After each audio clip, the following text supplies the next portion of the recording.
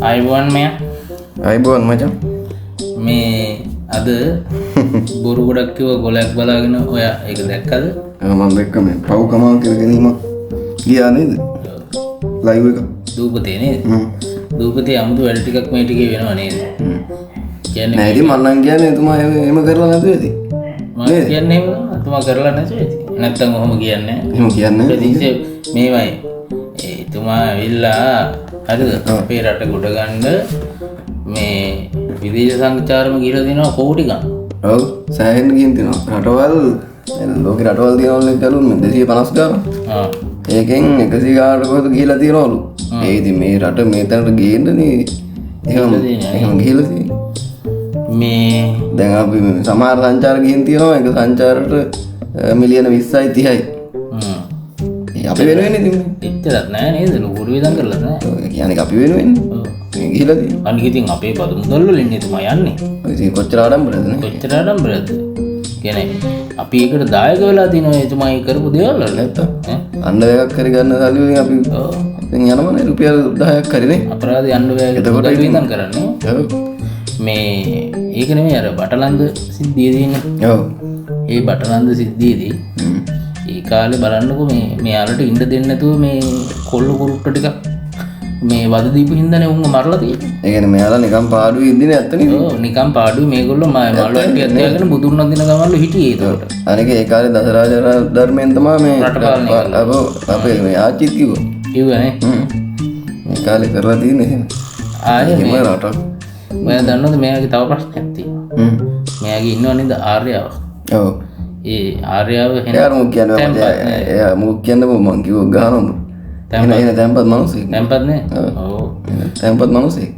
තැම්පත් කියන්නේ දැන් අපි දන්නවනේ මේ අපේ එතුමාට මේ බබාලවත් නැහැ.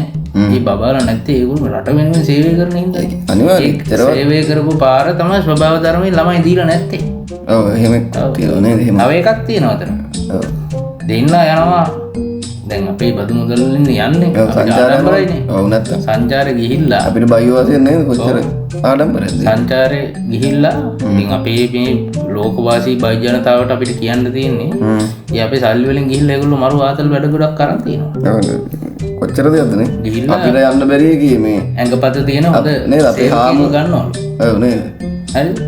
වැඩ කරන. ඔව් වැඩ කරගන්න ඇඟපත තියෙන හොඳ සේවකයෙක් ගන්නවලු. එයාට මේ බුල් කියලාලු කියන්නේ. ඔය නම බුල් වෙන්නේ. ඒ බුල් වෙන්නේ රෙඩ් බුල්ද දන්නේ නැහැ. දැන් ට්‍රයි බුල්. ට්‍රයිබුල් පිට් බුල්ද?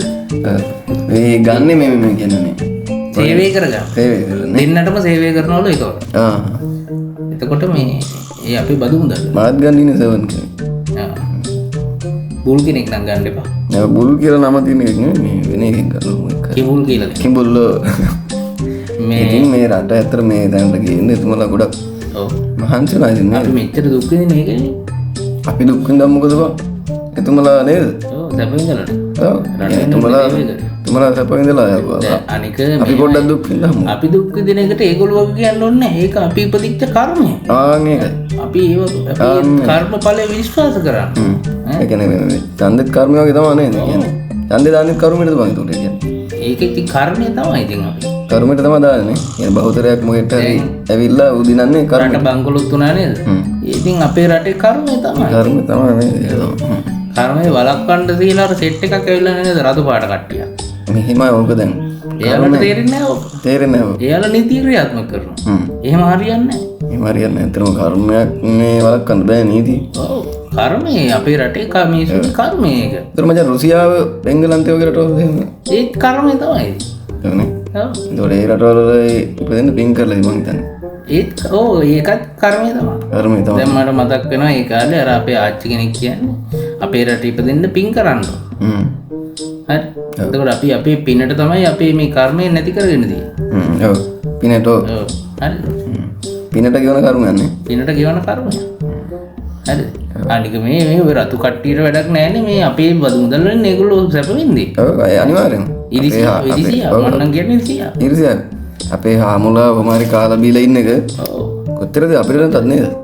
ඒ කියන්නේ ලෝකවාසී බයි ජනතාව වෙනුවෙන් මම මේ කතා කරන්නේ. අපිට නැතත් මේ එතුමලා එහෙම සැප විඳින්න ඕන. අනිවාර්යෙන්. අපි මෙච්චර මේ නේද උදේ හවස අපි නේද පුලි වැඩක් අපි ෆුඩ් බෝඩ් එකේ ගිහිල්ලා හරි බදු ගෙවලා එතුමලා සැපෙන් තියනවා. ඉතින් අපි එහෙම බදු ගෙවන්න හරි අපි ජීවත් වෙන්නේ එතුමලා හින්දානේ. ඔව් බදු ගෙවන්න හරි ඇත්තට රටක් තියෙනවානේ. බදු ගෙවන්න හරි ජීවත් වෙන රටක් තියෙනවා. ඒක මේ රතු කට්ටියට තේරෙන්නේ. තේරෙන්නේ. දැන් ඒක පුද්ගල ණය බර ලක්ෂ 13යි ගානක්.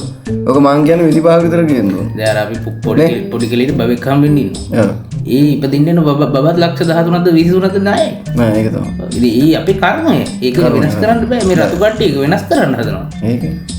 කර්මය වෙනස් කරන්න එපා. එහෙම වෙනස් කරන්න එපා අනික අපි දැන් ඒක පුද්ගල ණය බර මං කියන්නේ ලක්ෂ 40කට 50කටවත් යන්න ඕන. අර ඒ කාලේ අර කිව්වේ මේ අපේ මේ හාමුදුරු සාදු හාමුදුරු නමක් කිව්වේ මේ මේගොල්ලෝ આવොත් ඉවරයි කියලා හරිනේ. දැන් බලන්න හාමුදුරුන්ට දාන ටික. බලන්න පෙරහැර කරන්න බෑ. දැන් අර දන්තු දාතුන් වහන්සේවත් පෙන්වන්නේ නැහැ නේ අපිට. පෙන්වන්නේ බෑ. අවුරුදු 16කට කලින් මේ පෙන්වනවා. අනික දැන් කලින් අපේ නායකතුමා ගිහිල්ලා තිරුපතියම ගියේ. ඔව්. මෙයා මේ බුද්ධ ගායවට බුද්ධ ගායවට කියන්නේ මෙයා. ඒක වැරදි. ඒක පට්ට වැරදියටනේ. පට්ට වැරදි. ඉස්සෙල්ලාම යන්න ඕන තිරුපති. ඔව්. ඒ බෞද්ධ නායකයෙක් විදිහට බෞද්ධ නායකයෙක් වශයෙන්.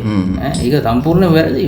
රතු කට්ටිය මේ අපේ මේ රටේ තියෙන කර්ම විනාශ කරන්න ඇවිල්ලා තියෙනවා. අනිවාර්යයෙන්. ඇත්ත. යන්නේ. යම්. තේ එකක් බොන්න. තේ එකක් බොන්න. යන්න.